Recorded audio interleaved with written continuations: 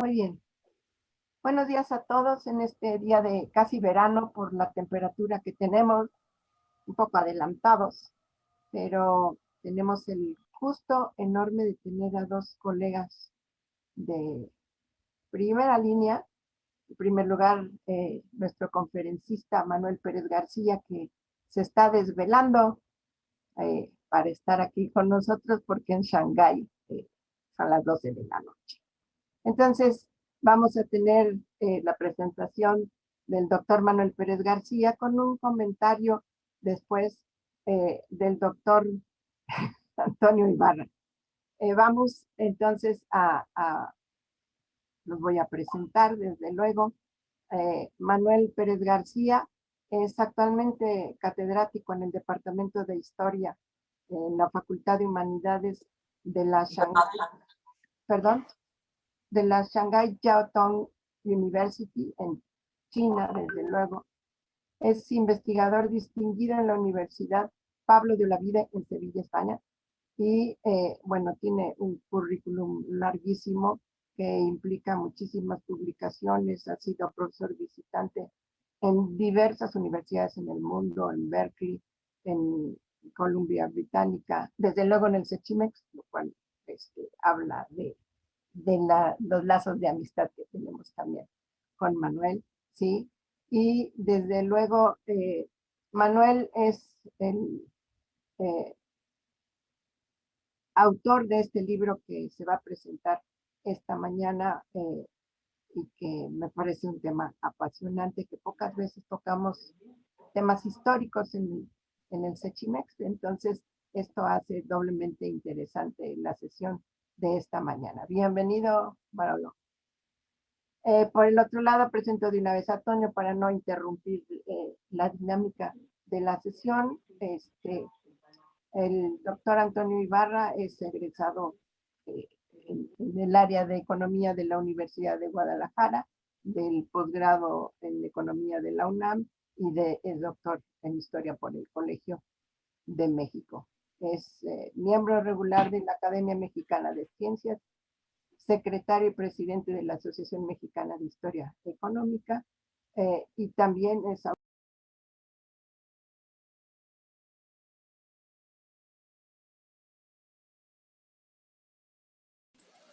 Se apagó tu micrófono, Yola. Ya. Llegué a la presentación de Toño. Ok, entonces Toño, bienvenido. La mecánica la conocemos. Manuel hará una exposición de unos 30, 40 minutos. Inmediatamente le daremos la palabra a Toño para que haga un comentario.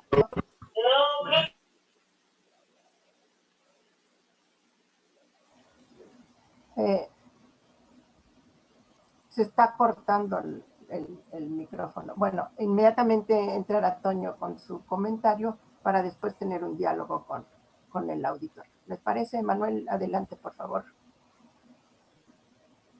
Muchas gracias, Yolanda, por la presentación, sobre todo por la invitación y extender sobre todo mi agradecimiento antes que nada, por supuesto, al gran grupo humano y sobre todo de académicos grandísimos en la UNAM y en el CECHIMEX, los lazos que nos unen de amistad con Enrique Dussel, Antonio Ibarra, contigo, con Rolando, con todo el equipazo que tenéis allí. Ahora mismo me acuerdo, me viene la memoria de cuando en el 2013, durante mi estancia en el CECHIMEX, que ya han pasado pues, casi 7, 8 años, pero bueno, parece que fue ayer y bueno, pues os agradezco a todos muchísimo por la invitación y la oportunidad de presentar este libro. Os comparto, si os parece, para no alargarme con los preliminares, el PowerPoint que tengo presentado. A ver, Adelante. Sí, a ver, Rolando, aquí me pone que el anfitrión inhabilitó la función de compartir la pantalla. Ya estás otra vez, Manolo. Venga, a ver. Perfecto. Ok. Aquí, vale, comparto ya el PowerPoint que se va cargando. Ok, genial, ya lo Ábrelo a visualizáis modo todo. de presentación. Exacto, gracias. Genial. De acuerdo, pues como decía, ya entramos en materia. Básicamente, a ver, este libro, o Global History, Historia Global con Características Chinas, entraré a comentar brevemente los conceptos, tanto de historia global como características chinas, que no son conceptos que los expertos, especialistas que se encarguen de estudiar tanto la historia de China, la situación política actual, sobre todo desde que Xi Jinping llegó al poder, tiene una connotación muy fuerte este concepto de características chinas. Pero bueno, básicamente el libro publicado en Palgrave Macmillan en las series sobre historia global, de alguna forma representa la culminación del proyecto, el proyecto financiado por la Comisión Europea, el proyecto GCEN, aquí tenéis el acrónimo de Global Encounters Between China and Europe, encuentros globales entre China y Europa, que es un proyecto financiado, como aquí tenéis, como podéis visualizar, por el European Research Council Starting Grant, de los programas Horizonte 2020, en donde bueno, hay una financiación buenísima durante 5 años, financian este tipo de proyectos con casi 2 millones de euros, que no es poco. Entonces, de alguna forma hay un equipo detrás muy grande. Os presentaré ahora también un poco el trabajo y los resultados, porque este año culmina el proyecto que estamos presentando y, entre otros, como no, el CECHIMED de las instituciones partners del proyecto y Antonio Ibarra, colaborador fundamental, al igual que Enrique Dussel. Como decía, este libro forma parte de los resultados finales que se presentan este año en el RC y, si Dios quiere, nos renovarán, concederán un nuevo proyecto a finales de año. Entonces, para entrar ya un poquito en materia, el concepto, a ver, aquí tenéis el libro, Historia global con características chinas, estados autocráticos en el declive del imperio, a lo largo de la ruta de la seda, en el declive del imperio español y Qing. Durante la cronología, bueno, como podéis visualizar ahí, que representaría de alguna forma el final de la dinastía Habsburgo, venimiento de los Borbones, y en el caso de la dinastía Qing, esta cronología de alguna forma representa la cronología de lo que se llama el High Qing o el periodo Shen Qing, es decir, el que se había venido llamando como el periodo económico de apogeo, que va desde el emperador Kangxi hasta Qianlong. Entonces, de alguna forma, el libro lo que trata, dentro de la narrativa de historia global, de alguna forma es retar a través del concepto, que lo explicaré brevemente, del state capacity o la capacidad del Estado, como grandes imperios como el español o el Qing representan de alguna forma, con la teoría que pongo en el tapete, la Power Paradox Theory, o la teoría de la paradoja del poder, en donde estados intervencionistas y autocráticos entrañan una débil gobernanza. Y es un concepto que tiene una aplicación de alguna forma transversal, que se puede aplicar a cualquier tipo de régimen político, estado, cronología, desde, en este caso, época moderna, pero incluso se podría aplicar a cualquier gobierno o sistema político en la actualidad, para analizar de alguna forma la capacidad del Estado y sobre todo la gestión de gobierno. Como digo, aquí tenéis el libro, lo podéis descargar en acceso abierto. Como veis, también aquí tengo el libro físico, pero la parte, lo fundamental, lo podéis descargar. Aquí tenéis el link, en donde, como veis aquí abajo en esta pestaña, podéis acceder gratuitamente a él y descargarlo. De alguna forma, para eso la Comisión Europea financia este proyecto, para que todas las publicaciones y libros estén en acceso abierto. Deciros que salió recientemente, en enero, y en 2 meses lleva ya pues casi 10.000 descargas, con lo cual no está mal. Entrando un poco no voy a aburriros mucho, ya que el tiempo es breve, y quisiera también poneros sobre todo los resultados, el trabajo empírico que se ha hecho para la aplicación y resolución de las principales preguntas que plantea el libro, y sobre todo la hipótesis a desarrollar. No voy a aburrir mucho con de alguna forma, con los debates historiográficos en este sentido, o o bombardearos con demasiados conceptos, pero sí subrayar que de alguna forma el libro lo que hace es repensar el concepto, términos de globalización, que están de alguna forma muy manidos por la historiografía reciente. Se habla muy ligeramente del concepto de globalización, es difícil aplicarlo a época moderna. Evidentemente se dice, como expresan en la obra de Flynn y Girardes, que la globalización temprana empezó pues, a finales del siglo XVI, especialmente con la puesta en marcha del galeón de Manila, Acapulco, que también bueno, es un concepto, término que ha sido bastante, de alguna forma que hay una historiografía incremental, es decir, demasiado estudio repetitivo sobre el galeón por aquí, el galeón por allá, pero con una visión muy sesgada de lo que es, y entraré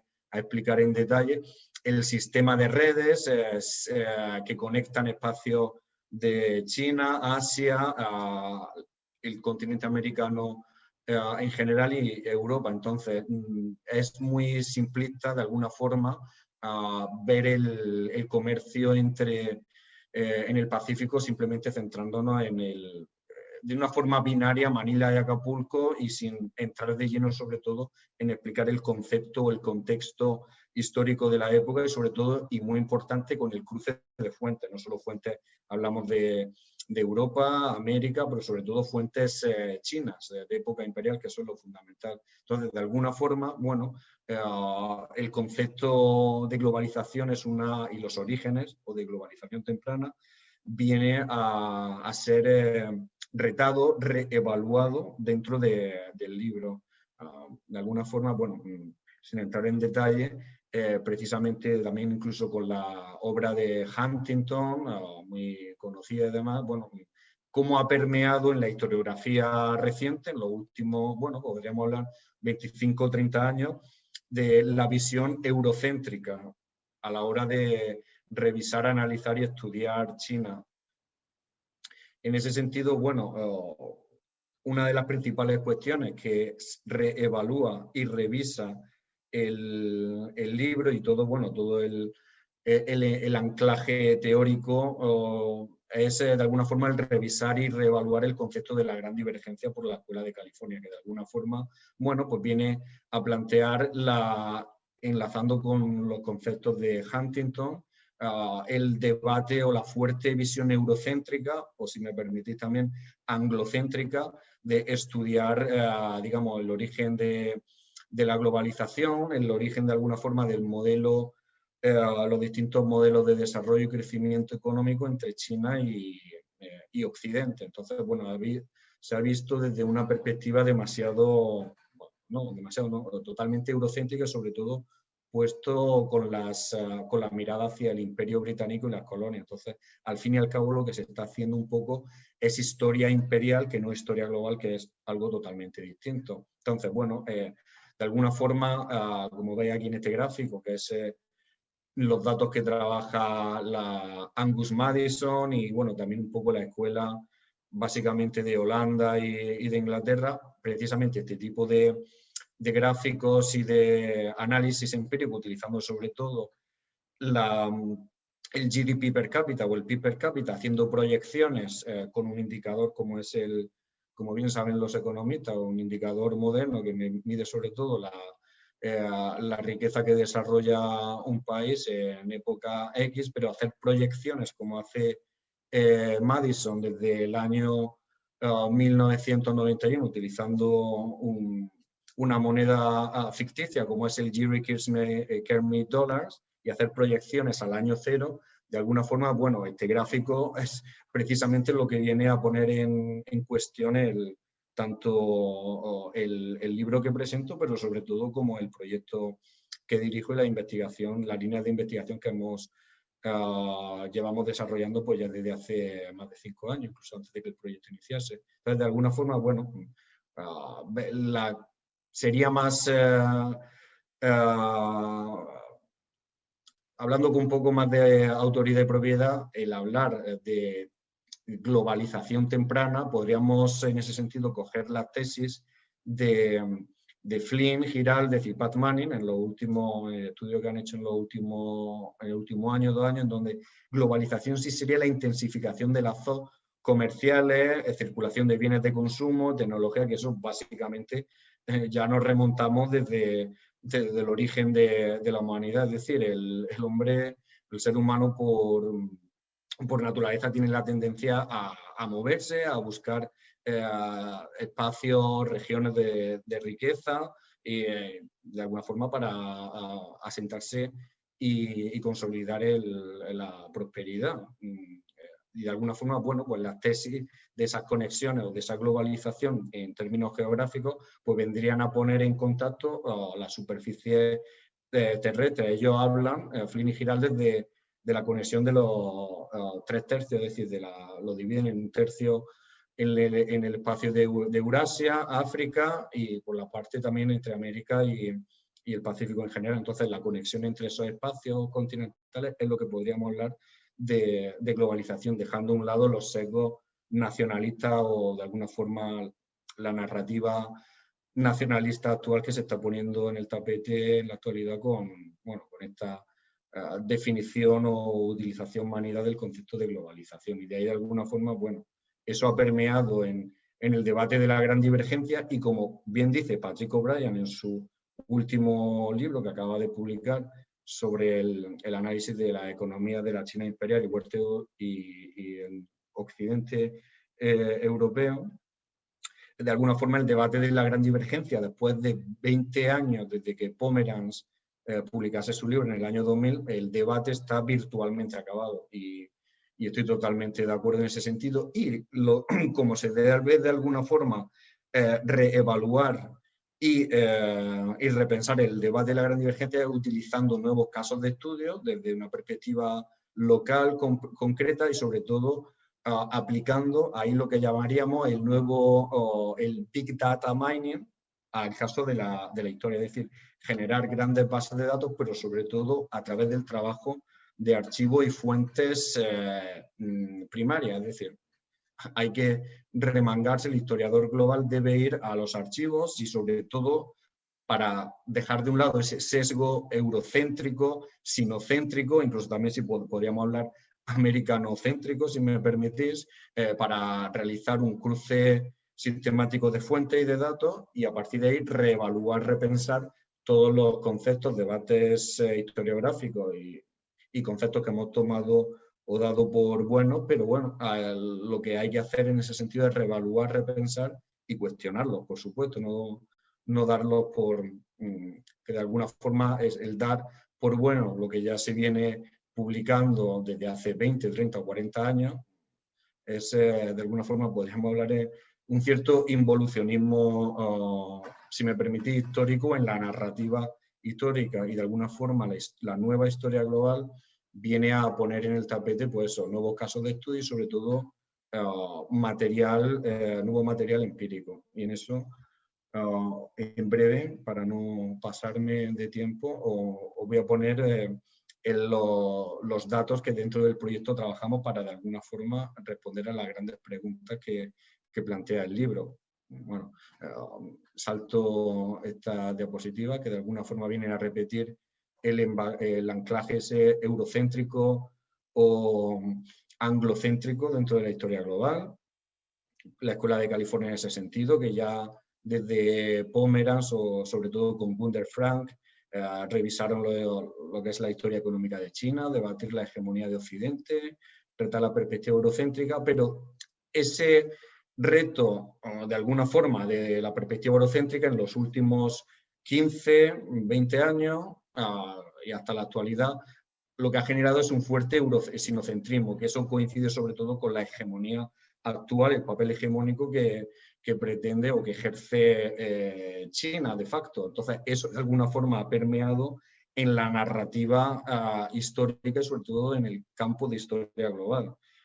Es decir, si antes poníamos el foco en el Imperio Británico como centro económico hegemónico, ahora lo que se hace es a la inversa y en el caso de China, con lo cual la perspectiva y sobre todo para realizar comparaciones, como hablamos de los modelos de desarrollo económico, pues siempre está presenta unos resultados de esta narrativa sesgados. Incluso lo que se produce un efecto a la inversa. Hay una fuerte narrativa nacional. Se está pasando fuerte narrativa y estudios con una fuerte carga política nacional. De ahí, en ese sentido, es por lo que utilizo el concepto, voy a poner por aquí, en el concepto de características chinas, que de alguna forma coincide con el podríamos hablar de etnonacionalismo, que representa un auge actual, en la actualidad, con una carga política fuertísima. De hecho, también es una de las cuestiones principales y podríamos decir sensibles que toca el libro en el proyecto. Combatir el auge del patriotismo que en los distintos espacios geográficos está surgiendo, populismo, movimientos antiglobalización, la agenda globalista, que podríamos aplicarlo a X nación como Jeremy Adelman, de la Universidad de Harvard, del Centro de Estudios Globales, viene a realizar en ese sentido. Entonces, poniéndolo en el tapete y conectándolo con la situación actual de China, sobre todo desde que Xi Jinping llegó al poder, el Chongguomen o el Chinese Dream vendría de alguna forma a representar esa narrativa, fuerte narrativa nacionalista. Por eso el libro, no utilizo irónicamente el término Global History, historia global, con características chinas, que de alguna forma es una contradicción en sí, porque la historia global no puede ser conjugada de alguna forma con las fuertes narrativas nacionales. Se habla de características chinas, que tiene de alguna forma una conexión fortísima con la ruta de la seda, la estrategia. No lo llamo iniciativa, sino estrategia. Es una estrategia política, económica fortísima, en donde de alguna forma la internacionalización, economía, sociedad y política tiene una fuerte repercusión a nivel nacional. Es decir, China no tiene ningún interés en expandirse, ejercer un rol hegemónico, sí, pero la retórica neoconfucianista que se utiliza para expandirse, internacionalización, no es así, es una fuerte nacionalización. Por eso se habla de características chinas, que bueno, que en sumo tiene el origen, hablaba ya Mao Zedong sobre el comunismo o socialismo con características chinas, posteriormente Deng Xiaoping con la reforma de apertura a finales de los 70, a principios de los 80, hablaba de economía de mercado o internacionalización, economía de mercado con características chinas, y Xi Jinping hablaba de internacionalización con características chinas. Es decir, al final es un concepto un poco ambiguo y vacuo, pero básicamente lo que representa es una fuerte nacionalización, y podríamos hablar en ese sentido, aplicando el concepto que mencionaba de Jeremy Adelman sobre el etnonacionalismo. Podríamos aplicarlo a nación X. En España podríamos hablar de características españolas, en México de características mexicanas, o en Venezuela, o en Italia, y sobre todo como estamos en un momento de fuerte nacionalización, uno de los principales efectos precisamente de la crisis actual de la pandemia, pues precisamente es tanto el libro como los conceptos y las partes capítulos y partes que se analizan, tienen una fuerte aplicación a la situación actual desde la perspectiva histórica. De ahí la interdisciplinariedad y transversalidad del libro, que no es simplemente un análisis histórico de época moderna de la dinastía Qing, sino que precisamente para comprender la situación actual de China es fundamental aproximarse a la dinastía Qing, pero sobre todo a las políticas de Qianlong, que tienen digamos que serían un espejo, evidentemente con un contexto distinto, pero un espejo de las políticas mercantilistas o neomercantilistas que se están poniendo sobre la marcha en el caso de China, pero también, como digo, se puede aplicar perfectamente a cualquier nación. En ese sentido, la principal hipótesis, teoría que viene a desarrollar el libro es lo que se llama, o lo que yo llamo, ¿no? Porque esta teoría es novedosa y no la no la veréis en ningún sitio, la Power Paradox Theory, la teoría de la paradoja del poder.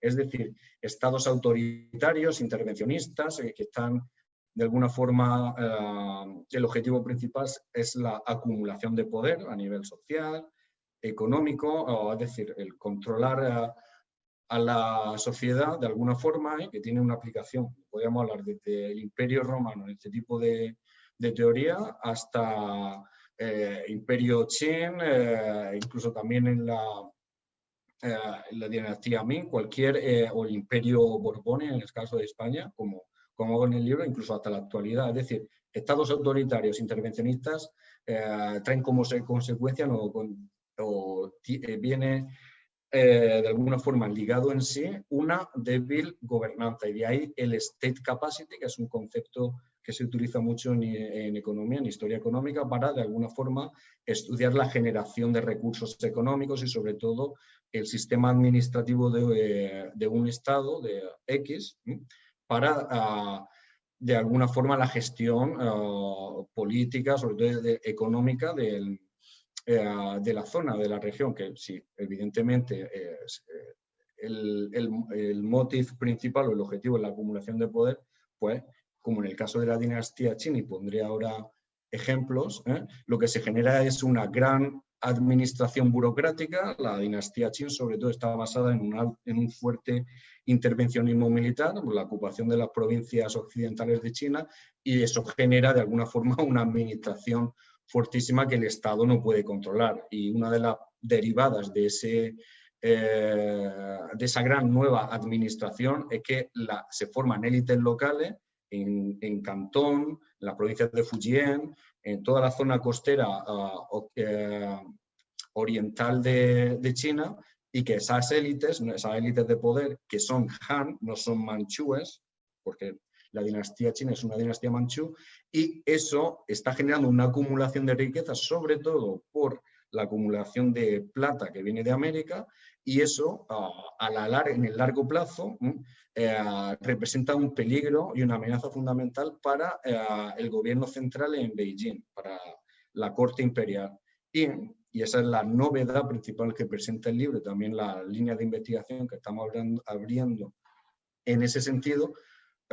Las guerras de opio, no, evidentemente, sí, hay un fuerte intervencionismo de Francia o de Gran Bretaña, pero básicamente son motivadas por la fuerte acumulación de capital por las élites chinas, Han, y también la etnia Hakka en el sur de China, que están representando una fuerte amenaza para la dinastía manchú, y de alguna forma la motivación de esa acumulación de capital es derrocar a la dinastía Qin. Y esa es la novedad principal que representa el proyecto, no como lo que se nos ha presentado de que es intervencionismo occidental o de las economías de Occidente y efecto causa con la guerra de opio. No es así. El problema es muchísimo más complejo y hay que verlo desde la perspectiva interna de China y no internacional, por la unificación del territorio. Pasaba en época Qin y pasa en la actualidad también en ese sentido. Es decir, evaluar las élites locales que tienen una acumulación de capital y de poder mayor que las élites centrales o que ejercen la gobernanza en Beijing.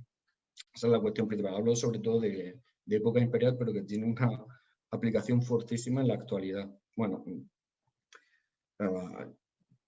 como me quedan 10 minutos, 15 más o menos, Yolanda, voy a pasar directamente a presentaros un poco los datos empíricos. Aquí, bueno, presento la escala para implementar las comparaciones, utilizando el caso macro-micro, la famosa Jeu de Shell, aplicada por la escuela de análisis, sobre todo por Jacques Revel.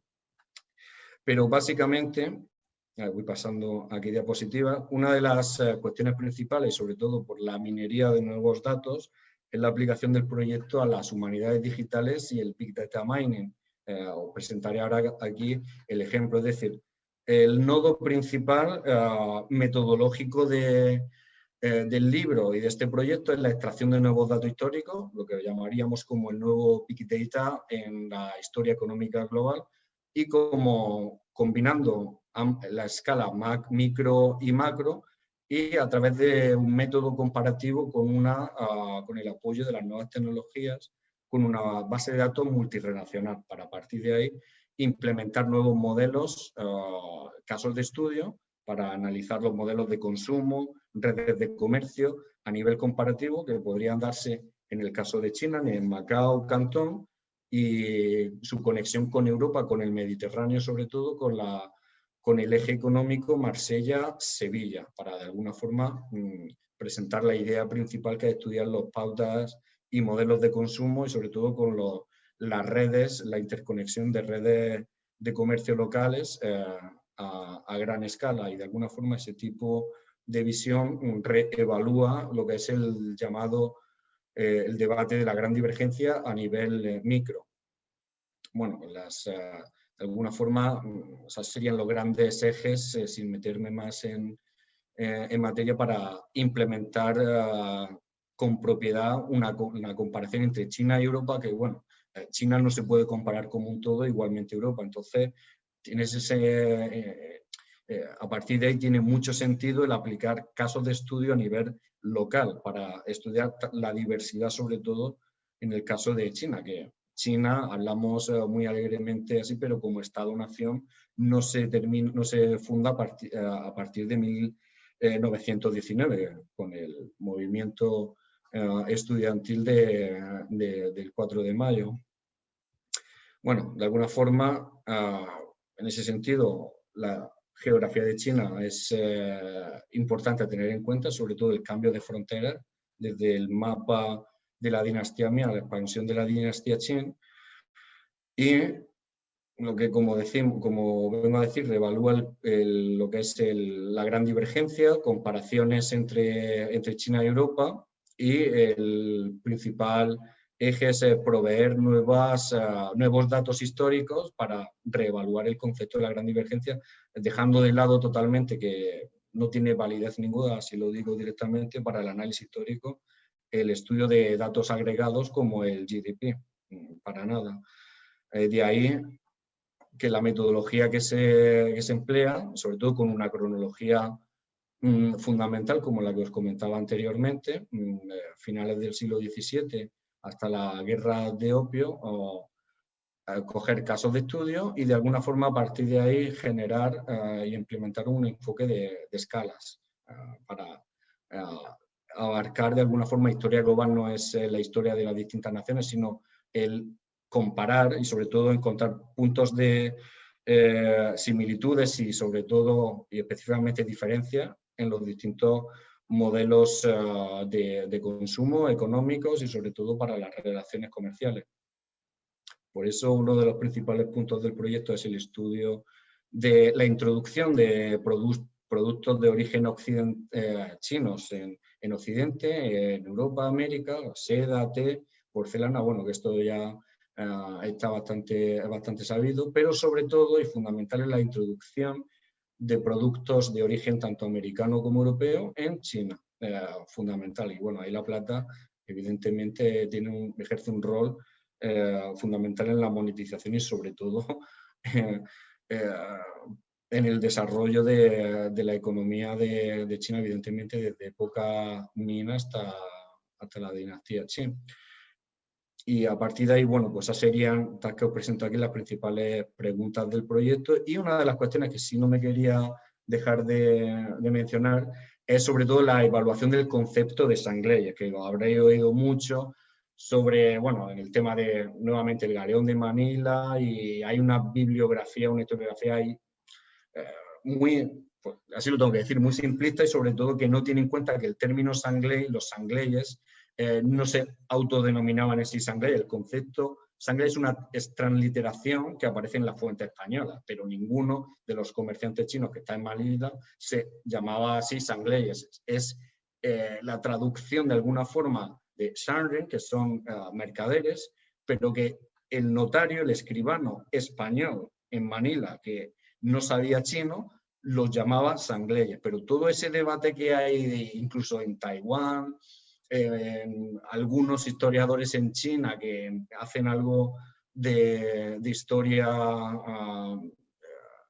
de los imperios ibéricos, portugués, español, hablan de, bueno, se están reinventando ahora, dicen, no, hay un diccionario X, que esta es la traducción de los sangleyes, que son de origen Hakka. No, para nada. Todo eso, en ninguna fuente vais a ver, ni en el Qinxilu, ni en el Minxilu, que son fuentes chinas, que los chinos se autodenominaban sangleyes. Es un concepto que aplican y que tiene una fuerte... en la época, precisamente, estamos en la época de la contrarreforma, de los estereotipos en las comunidades nativas a conquistar por parte del Imperio Español. Pasa en América y pasa en Manila y en China. Y esta interpretación viene a retar que, para nada, toda la bibliografía que veis, lo tengo que decir así, puede sonar un poco arrogante, pero es así, de los sangleyes es totalmente errónea y hay que revisarla. Os digo, quien me presente una fuente que no sea de lo que veáis en el Archivo General de India o en el Archivo de la Nación de México, no, fuera de ahí no aparece ninguna fuente china o de Asia, Japón, etcétera, que hable de sangre. Es una invención, un estereotipo que se impone a las comunidades a conquistar. Bueno, paso... Y me quiero centrar en estos 5 últimos minutos, sobre todo a daros un poco de datos.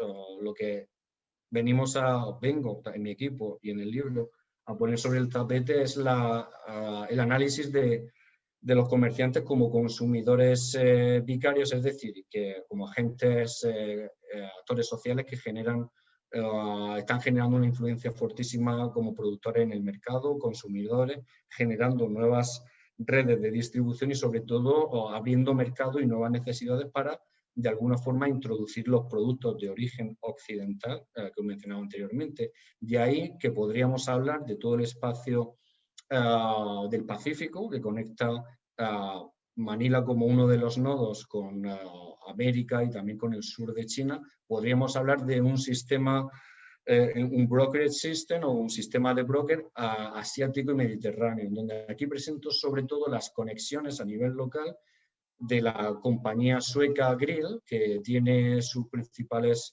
serían como los Rockefeller de la época en Cantón y en Macao, y están generando una red comercial informal, ¿no?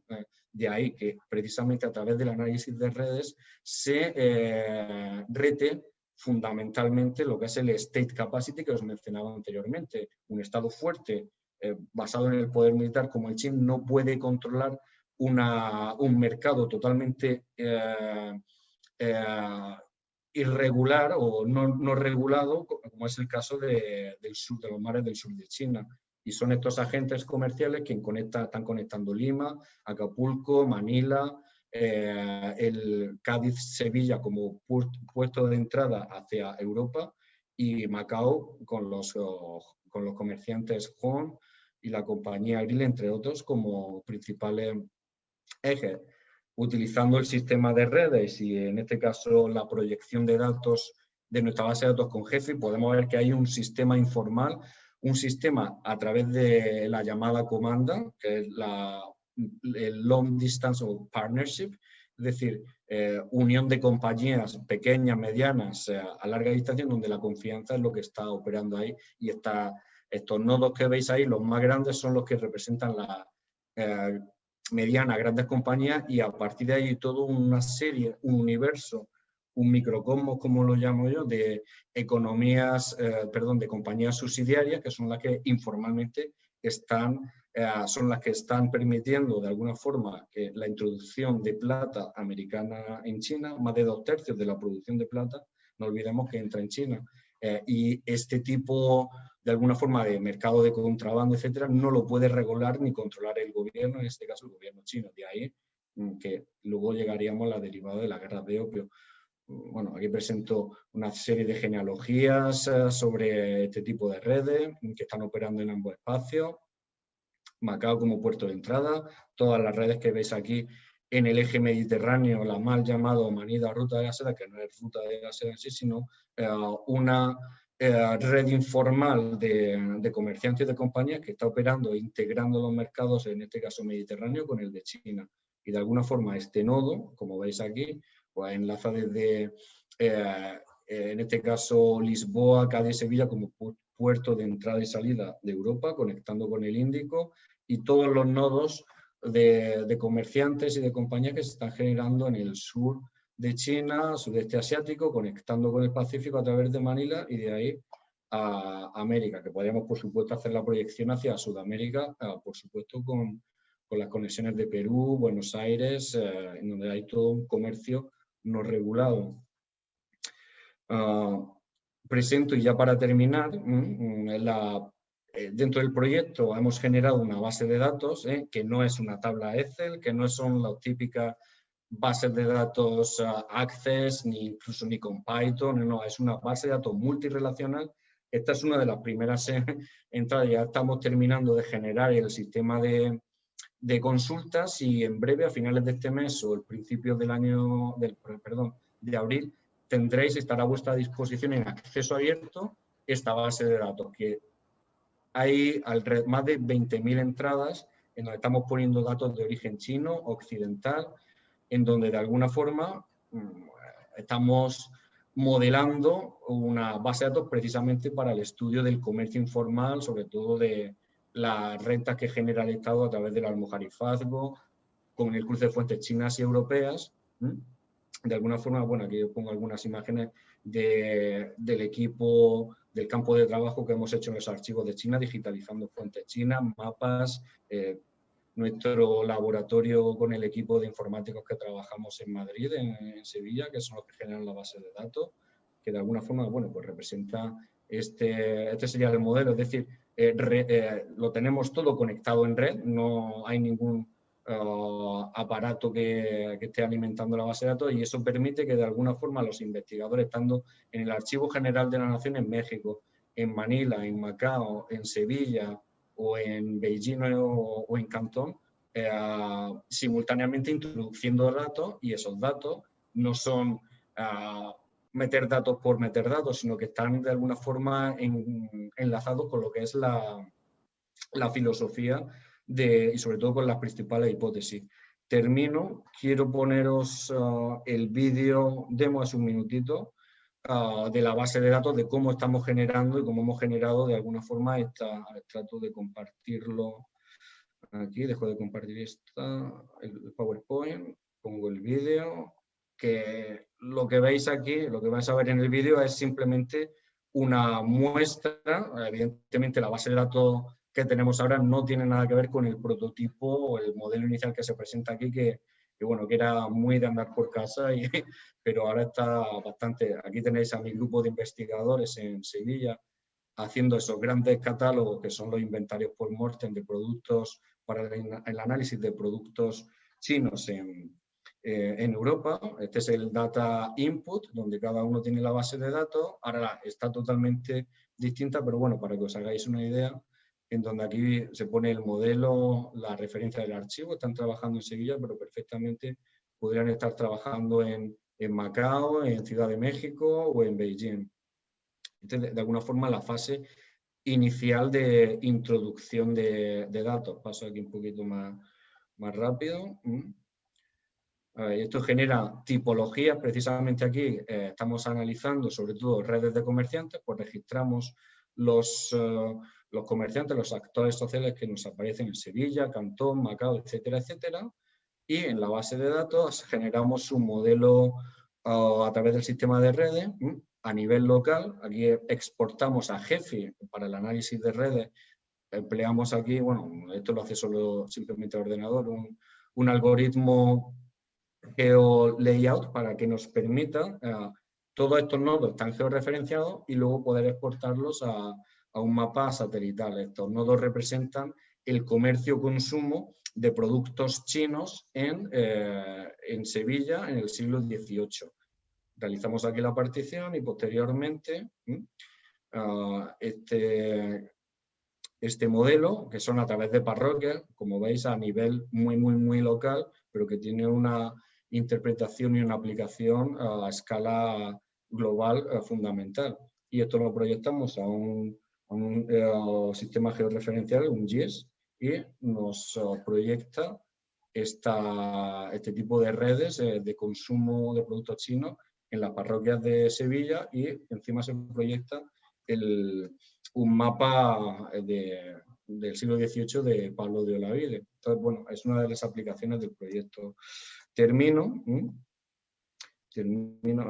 vuelvo a compartir el PowerPoint. Termino simplemente, quisiera mostraros brevemente, en el caso del mapa que estamos aquí hablando, por ejemplo, en las fuentes que manejamos del archivo de Indias, como veis, lo mismo que los sangleyes, el término sangleye, mal término sangleye, aparecen aquí mucha terminología, por ejemplo, chancheo, que es la transliteración, que es que no sabe el escribano notario, no sabe nada de China de la época, y seda de chancheo son sedas de Chanchou, que está cerca de Suzhou, Nanjing, donde están los principales centros de producción de seda imperial en época Qing. Entonces, bueno, hay mucha terminología de esta que está desgraciadamente mal estudiada por parte de la historiografía, pero que esto se ha interpretado como si es una lengua o un idioma cantonés, y no es así. Vemos, por ejemplo, aquí con la base de datos, estos datos aquí son del archivo histórico imperial en la ciudad prohibida, donde están estos datos que hemos extraído, y aquí en este mapa ya hemos proyectado los principales centros de producción de seda en las provincias de Jiangsu, Zhejiang, Shanghai, del siglo XVII y XVIII, y aquí, como veis, a nivel más micro aparecen todos esos centros, están georreferenciados y que aparecen en las fuentes chinas de Beijing. Igualmente con las provincias de Jiangsu y Zhejiang. Esto tiene una novedad grandísima, porque en ningún sitio, en ningún estudio reciente, veréis este tipo de datos de interpretación. Bueno, termino ya para no... Hay muchas cosas que no he podido mencionar, pero bueno, todas cosas, mira, por ejemplo, aquí fuentes chinas a nivel de curiosidad, que este es el Zhongguo Difanji, que son las gacetas locales para época imperial china, y en donde precisamente en época de la dinastía Manchú, con esta fuente que veis aquí, lo que hacemos es una proyección para precisamente estudiar el state capacity. Estas fuentes son fuentes que de alguna forma no es un conteo del censo de población, sino que principalmente el objetivo, como aquí mostramos, es la extracción de rentas, sobre todo de impuestos por parte de los distintos grupos familiares, pero al ser una fuente que está muy mal hecha, en el sentido de que está totalmente, son datos falseados no los que aparecen aquí, o sea, son datos cogidos de la fuente, pero los que aparecen en época Qing, no tanto del conteo de población o de extracción de impuestos, no se corresponde con la realidad, porque cada uno de los emperadores, Kangxi, Zhongzhi, Qianlong, se están copiando uno a otro, y hay una mala interpretación de lo que es la población en sí, sobre todo de impuestos. Y de ahí, ese sería principalmente unas cuestiones para retar o analizar el state capacity de China. Vale, termino ya. La única cosa que os quisiera mencionar aquí, para que sigáis el proyecto, todas las publicaciones que tenemos, eventos académicos, etcétera, etcétera, podéis entrar a la página web del proyecto GCN, y todas las publicaciones, entre otras las muchas que hemos publicado, estamos publicando con Antonio Ibarra, las tenéis en acceso abierto y las podéis descargar para que os hagáis una idea un poco de las líneas del proyecto, y sobre todo del libro, que el libro es una pequeña representación de lo que estamos haciendo a gran escala. Bueno, muchísimas gracias. Disculpa, Yolanda, que me haya cedido un poquito, pero bueno, había muchísimas cosas que no he podido abarcar, sobre todo por los límites del tiempo, pero en las cuestiones que me hagáis, preguntas, podré abordar cualquier de estas cosas planteamientos que no he podido nombrar. Bueno, Muchísimas Bien, gracias muchas y quedo a gracias. vuestra disposición. Manolo, muchísimas gracias, desde luego apasionante. Antes de darle la palabra a Toño, les voy a pedir que empiecen a mandar sus preguntas por el chat para podernos organizar y tener una buena discusión al final. Conecta Traten el de ser micrófono, no se te oye. muy concretitos, por favor. Toño, doctor Antonio Ibarra, si eres tan amable de tomar la palabra y unos 10, 15 minutitos, estaremos encantados. Muchas Adelante. gracias, Yola. Bueno, agradezco desde luego al Sechimex la oportunidad de conversar sobre este libro que, como ya señaló Manolo, es un punto terminal de un proyecto que ha reunido a una cantidad de especialistas sobre las relaciones globales entre América, China, Europa. Y es en muchos sentidos una muy buena expresión de lo que podríamos considerar hoy el giro de renovación de la historia global, que es un giro disruptivo, que es un giro crítico, que es un giro que busca a partir de las evidencias empíricas, como nos lo ha mostrado Manolo muy detalladamente, pero que el libro nos permite leer con toda profundidad, es una visión completamente diferente a lo que planteó hace 20 años la historia global. Y en ese sentido, el trabajo de Manolo me parece, y del grupo de SEGEM, es un proyecto fundacional, ¿no? En ese sentido, cambia un poco los parámetros de la historia global. Porque la historia global, en su momento, ocupó el interés de quienes estaban más bien pensando en el futuro de la globalización. Este es un poco lo que ocurre hace 20 años. Y que pusieron en esa clave la lectura del pasado. Así es que había una suerte de asombro y preocupación por lo que estaba ocurriendo en el mundo con la aceleración de la globalización financiera. Y entonces los historiadores miraron ese pasado con una nueva cronología y una nueva espacialidad del mundo interconectado, ¿no? Ya lo ha referido Manolo, el libro de Kenneth Pomeranz, La Gran Divergencia, supone un punto de partida para esta corriente. La Escuela de California ha hecho las contribuciones sustantivas porque además ha recentrado mucho en la espacialidad. Pero la aspiración de un giro espacial en la historia económica, que es lo que me interesa, llevó a mirar la centralidad de China imperial, ¿no? Pero esa centralidad ya no como una nación, lo ha explicado muy bien Manolo, sino como un conjunto de economías en un acelerado crecimiento entre el siglo XVII y el XIX, pero con una divergencia interior, como lo se muestra y se prueba en el manejo desde el Big Data del proyecto. Así que esta idea de que China parecía cerrado a Occidente y que la gran codicia de la globalización estaba precisamente en penetrar el mercado chino, vivió durante mucho tiempo de estereotipos. Y la investigación que ha hecho el grupo dirigido por Manolo significa un giro historiográfico. Porque dejó atrás algunas explicaciones que estaban centradas en, por ejemplo, el dominio de las economías atlánticas sobre el mercado chino.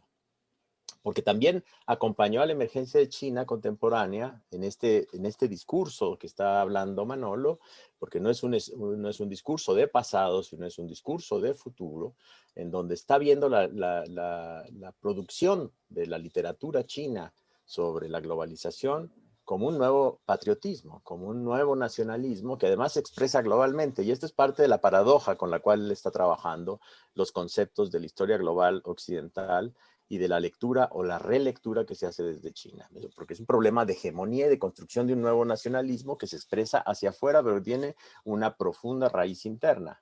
Ese es el segundo elemento crítico que quisiera destacar. Quizá algunos de ustedes ya vieron esta reciente película El Tigre Blanco, ¿no? The White Tiger, en donde el hindú le escribe al primer ministro chino y le dice: ustedes que son amantes de la democracia y de la libertad, deben de comprender que las dos democracias más grandes del mundo, China y la India, somos el futuro, ¿no? Y se acabó la era del hombre blanco, en el futuro somos la era del hombre amarillo y el hombre marrón. Bueno, estamos frente a la producción de un discurso político nuevo que construye, además a partir de la historicidad de estas dos grandes civilizaciones, una noción de futuro, es decir, una noción de futuro global anclada en lo local. De esa manera, entonces, mirar a China como una economía, como una civilización, como una cultura cosmopolita, tiene su contradicción, digamos, en el hecho en que es un discurso muy nacionalista. A ver, el trabajo, desde luego, rompe con muchas de las promesas que en su origen la historia global hacía sobre, digamos, romper con la noción de Estado-nación, cambiar la idea de la centralidad europea, pasar del eurocentrismo o del anglocentrismo, como bien destaca Manolo, a un sinocentrismo. Y este sinocentrismo, expresado metafóricamente, como les decía, al cual la India se asocia, este sinocentrismo también parte de una reconstrucción del mito, ¿no? En ese sentido, el texto de Manolo, y ese es un tercer elemento fundamental, es un texto crítico a la producción historiográfica contemporánea. Es decir, lo que está señalando Manolo es también cómo comunidades científicas están tratando de modelar una idea del pasado, una idea de un pasado global, y su trabajo, pues en ese sentido, es muchísimo más aventajado porque se concentra en procesos locales en una dimensión global. Y aquí hay otro elemento fundamental del trabajo de Manolo. Bueno, tenemos como antecedentes, ya lo explicó, que el problema de la movilidad de las mercancías, de las creencias, de las prácticas de consumo, de la apropiación de valores y de modas híbridas de aculturación, ¿no?, han sido explicadas por la historia global como procesos que tienen vértices eurocéntricos o atlantocéntricos, ¿no? Lo que Manolo nos muestra es que este proceso es como una especie de espejo que él mira desde China, y desde China advierte que se produce este proceso de manera simultánea. Ya nos lo ha hecho notar, siguiendo su visión del consumo vicario, que es en realidad el tema de su primer gran libro, nos muestra cómo las élites empiezan a compartir un modo de existencia, un modo de representación social y un modo de gobernanza, digamos, de la cultura y del consumo. Y aquí yo creo que salta también una barrera que la historia del consumo dejó solamente marcada en términos de las mercancías y su circulación. Es decir, el trabajo llega más lejos porque también nos muestra cómo los actores sociales empiezan a hibridarse. Es decir, no es la occidentalización o la orientalización, ¿no?, sino es un proceso de hibridación que hace que los mercados se mantengan y que evolucionen como procesos de larga duración. Y esto es precisamente uno de los grandes intereses del trabajo de Manolo. Bueno, recurre, por supuesto, a una crítica a la historiografía, y en este sentido también rompe con la visión convencional de la historia global. ¿Qué hay de interesante como estrategia de investigación para el futuro? Sobre todo para historiadores globales que miramos desde América, ha señalado también el americanocentrismo, ¿no? Es inevitable, la escuela de California lo planteó así: la producción de metal, la producción de moneda para la economía global fue quizá el primer gran impulso a la globalización moderna o temprana que se produjo desde el siglo XVI, y los trabajos de Klein y Firalde son en ese sentido paradigmáticos. Pero hay algo más que el dinero, ¿no? Y me refiero que con ello sí tenemos el hilo que teje los mercados, pero no tenemos la explicación sobre el funcionamiento de los mercados. Y en ese sentido, el trabajo de Manolo hace una gran aportación, porque además va a lo que hoy día se está repensando. Hace unos días hubo una muy interesante conversación entre Carlo Ginzburg y Trivelato, ¿no?, en donde se discutía el tema de cómo retomar la microhistoria. La microhistoria italiana, que tuvo una gran influencia en la historiografía occidental, ha dado un giro interesante para pensar los espacios locales como escenario del mundo global. Y aquí el trabajo de Manolo también avanza un poco más. Todos conocen quizá el trabajo de Carlo Ginzburg, los trabajos de Giovanni Levi, que han sido en este sentido paradigmáticos de un modo de observar en la localidad procesos globales, procesos de larga duración. Pero en el trabajo de gran escala que realizó Manolo con un equipo, lo que hay es una observación en lo local de los nodos de los procesos globales, que es distinto que observar, digamos, la ocurrencia de ciertos procesos locales en un espacio, de ciertos procesos globales en un espacio local. Es encontrar esa intimidad. Y ahí, por eso es tan importante la idea de buscar dos polos, dos nodos que son marginales, porque en este sentido los márgenes también suponen un cambio, un giro en la espacialidad, en la historia de la económica de la espacialidad. Tenemos una historiografía que está construida sobre la base de los estados nacionales, pero también sobre la base de los territorios imperiales. Y así hemos pautado la espacialidad. Y ese giro hacia la observación de los márgenes, en este caso el trabajo en densidad, el trabajo densamente documentado sobre dos puntos fundamentales, pero periféricos, de dos mares esenciales para la globalización, Macao y Cantón, ese eje Macao y Cantón, el mar del sur de China, y Marsella, Sevilla, Cádiz, en el Mediterráneo, dan la oportunidad de desprenderse también de la organización de la información sistemática de los imperios que funcionaban, como lo muestra para el caso de China, que funcionaban con estadísticas y con una capacidad recaudatoria que deja de lado un aspecto esencial, ¿no? Que es la economía negra que funciona, la economía del contrabando, la economía de la corrupción, la economía de las relaciones interpersonales.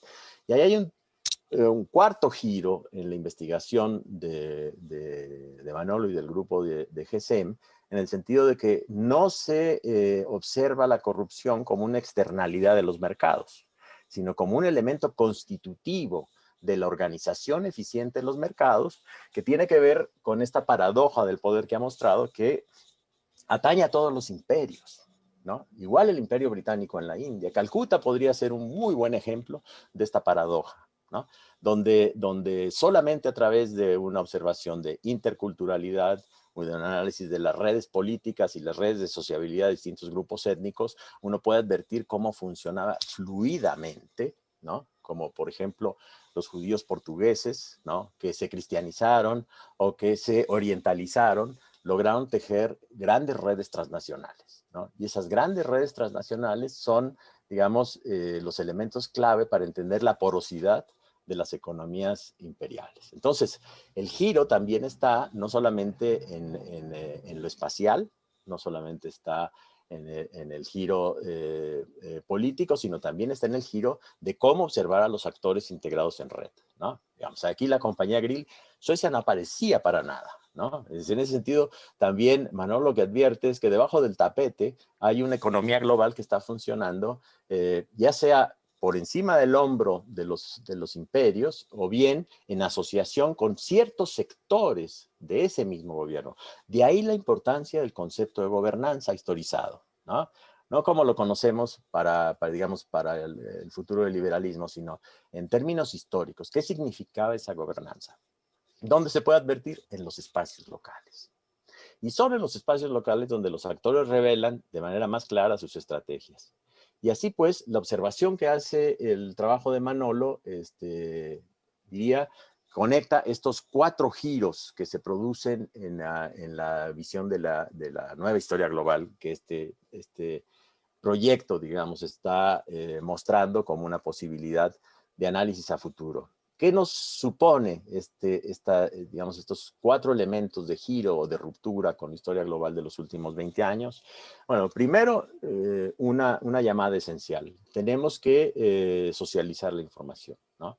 La base de datos, así como, digamos, en su momento lo hicieron los historiadores del esclavismo, que produjeron una gran base de datos sobre el tráfico atlántico de esclavos, Slave Voyage, quizás ustedes la conocen, ¿no? Digamos, una manera de compartir la información para crear nuevo conocimiento. Y ese es el primer gran compromiso de futuro del grupo GESEM, que es crear una base de información, ¿no? Y un modo de entender esa base de información. Porque el punto no está en poner la mina de información, sino el punto está en entender conceptualmente cómo manejar esa mina de información. Y en ese sentido el libro de Manolo nos aporta un modo de interpretación, de reconceptualización de esa información. Porque si no, tenemos una masa descomunal de datos que no tiene, digamos que no tiene una estrategia de lectura. El segundo gran elemento de esta investigación es que tenemos que replantearnos los tres elementos constitutivos de esta información. Primero, la espacialidad, ¿no? Segundo, la sociabilidad. O sea, tenemos que tener una nueva lectura de la sociabilidad global, ¿no? Dejar de hablar de portugueses, de españoles, de sangleyes es el gran ejemplo, ¿no? Por ejemplo, que ocultaba muchísimo de la agencia de ciertos actores heterogéneos y en conflicto. Y este es el tercer elemento, que las redes sociales están resolviendo un problema. La confianza, digamos, es un elemento constitutivo de esas redes, pero que está resolviendo en la interculturalidad y la intertemporalidad que se trabaja en el texto, está resolviendo el problema de organización del mercado a escala global. Entonces, la producción de este texto asociado a la producción de la información como un patrimonio abierto, como este texto ya está abierto, yo lo voy a usar con mis estudiantes, supone también destapar o producir un nuevo ciclo de información. Volviendo a la metáfora del tigre blanco, ¿no? El futuro de la investigación histórica no está solamente en los historiadores, está en la interdisciplina, está en recuperar el análisis crítico, en superar modelos y no atraparnos en ellos, modelos producidos, digamos, contemporáneamente para repensar el futuro desde otro punto de vista. Y este libro, este proyecto, esta base de información que nos ha presentado Manolo, es sin duda alguna un elemento que marcará un giro en el futuro de la investigación sobre la historia global local. Muchas gracias. Toño, síguele. No. ¿Quieres que siga? Muchas gracias. Abrevié en favor de un diálogo, porque creo que es más importante el diálogo con nuestros invitados. Pero sesiones de estos temas rara vez tenemos, de ahí el apasionamiento. Entonces vamos a proceder justamente a lo que dice el doctor Ibarra, a un diálogo, y le pedí a Manuel que él manejara las preguntas como le resulte más práctico. Así que te voy a dar el micrófono con la única restricción de que vamos a acabar el 5 para las 12 porque Toño tiene un seminario. E inclusive si tienen preguntas para Toño, por supuesto, con la misma mecánica, se las mandan por escrito y le daremos un espacio también para que él participe respondiendo. Entonces, adelante, Manuel, por favor. De acuerdo. Muchas gracias, bueno, Antonio, por la magnífica presentación. Y bueno, agradezco, de hecho, que has puesto el dedo en la llaga, sobre todo con esas comunidades y el tema de los sangleyes. Pero bueno, yendo a las preguntas, sin andarme por la rama, aquí, bueno, veo, voy a tratar de responder brevemente a las 2 o 3 preguntas que han llegado aquí en el chat, pero si os parece también, Yolanda, abrimos para precisamente en aras de ese diálogo que comentaba Antonio, para que haya... me preguntéis directamente las cuestiones que consideréis interesantes, pero brevemente, por ejemplo, aquí en una de las preguntas menciona ya que la conferencia del título es sobre la ruta de la seda, comparativa China y Europa en la ruta de la seda, y las diferencias, bueno, entre Macao, de la presencia portuguesa en Macao cuando se compara a Europa-China. A ver, empiezo por la última. Macao es simplemente el punto de entrada, es decir, ¿por qué se toma el proyecto como comparativa Macao-Marsella? Es decir, estamos hablando de 2 espacios que generan o que articulan, son la entrada, en el caso de Macao, de la entrada de todo el comercio internacional a través de que conecta Macao, China, donde hay toda esa, digamos, ese gran cosmos o microcosmos de comunidades. No hablamos precisamente, lo que dice Antonio muy bien, no debemos hablar ni de portugueses ni de españoles, estamos hablando de poblaciones mestizas, estamos hablando de una base social muy heterogénea y que no lo podemos medir con la óptica digamos, de la interpretación actual o de estados-nación, porque no estamos hablando aquí en esta época de estados-nación. Entonces esa es precisamente una de las cuestiones principales del proyecto, el romper esa línea de investigación. Y sobre todo, bueno, en el caso de Marsella, porque es el puerto integrador, distribuidor de productos asiáticos en el Mediterráneo en el siglo XVIII, cuando hay una mayor presencia, cuando los comerciantes marselleses han alcanzado una hegemonía más grande en detrimento de los genoveses e italianos. Y apuntar aquí brevemente en esta pregunta, se habla de ruta de la seda, pero sobre todo en los principales, en la introducción del libro, hablo principalmente de que la ruta de la seda es un concepto inventado. Evidentemente se habla mucho de ruta de la seda, pero el primero que menciona ruta de la seda es el geógrafo alemán von Richthofen. ¿Y por qué lo habla? Porque en el siglo XIX se están construyendo todas estas grandes narrativas en la época del romanticismo y sobre todo con la construcción de los estados-nación, y la ruta de la seda, lo mismo que os decía de los sangleyes, que en ninguna fuente china vais a ver el término sangley escrito. Lo mismo digo, buscarme por favor en el Minxilu, Qinxilu, que son las fuentes principales chinas de época Ming y Qin, y en ninguno vais a ver que se menciona ruta de la seda, sino es un concepto moderno que se ha proyectado y precisamente en base a esa, utilizando la terminología de Benedict Anderson de comunidades imaginadas, que se puede perfectamente aplicar para el caso de los sangleyes, igualmente con la ruta de la seda. Pero en base a esa mitología, historia inventada o mitificada, por eso que hoy en día el gobierno chino lo presenta así como la ruta de la seda. Podríamos decir que estamos evidentemente en una época totalmente neonacional o en una época de historicismo, esto a Antonio le va a gustar mucho, de historicismo neorromántico, el del romanticismo, siglo XIX. Todas las historias y literatura histórica que veis en la época es inventada, porque se trata de glorificar un pasado en base y en aras a un proyecto político. Igualmente pasa ahora un ejemplo brutal, fundamental, es la ruta de la seda. Yo sé que esto genera también muchas sensibilidades, pero es así. De ahí la fuerte, de alguna forma, la carga analítica y sobre todo que trata de deconstruir esa historia inventada, es precisamente uno de los objetivos principales de lo que se llama la nueva historia global o los objetivos del proyecto. Entonces, bueno, con esa pregunta, de alguna forma también respondo a un par de preguntas que había por aquí, sobre todo también en el sentido del estudio de si el proyecto aborda la introducción de productos chinos en el espacio en la América colonial española, por supuesto, pero es que en ese sentido no debemos mirar este tipo de análisis de juego de escala con la óptica de naciones, ¿no? Es que estamos hablando de comunidades, circuitos de comercio transnacionales que van más allá de las rigideces que nos presentan los estados-nación. No debemos contemplar esa época, sobre todo los distintos espacios, desde una perspectiva, en ese sentido, nacional o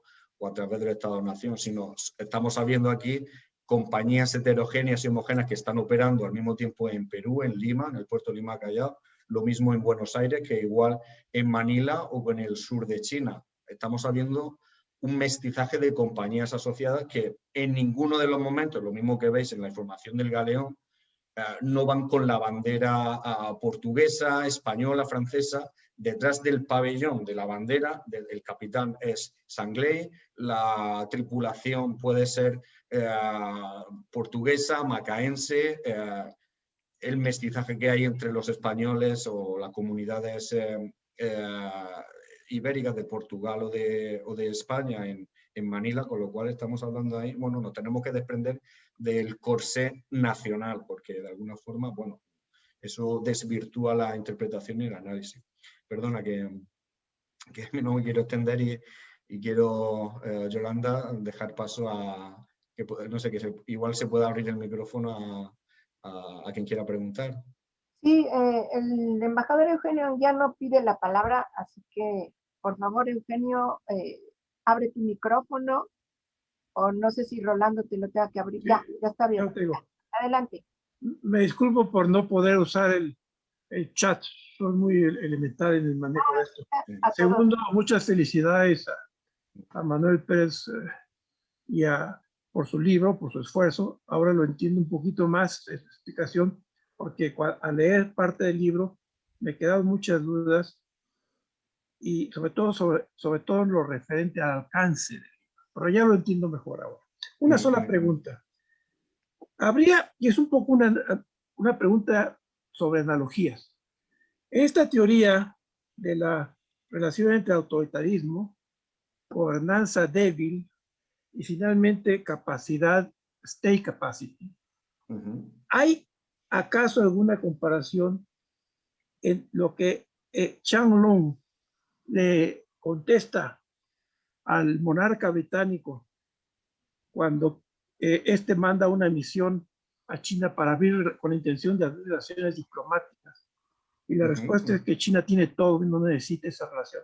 ¿Hay alguna comparación, digamos, quizás es simplista esto, con la posición de Xi Jinping, que por cierto fortalece el nacionalismo con esa frase del nihilismo historicista?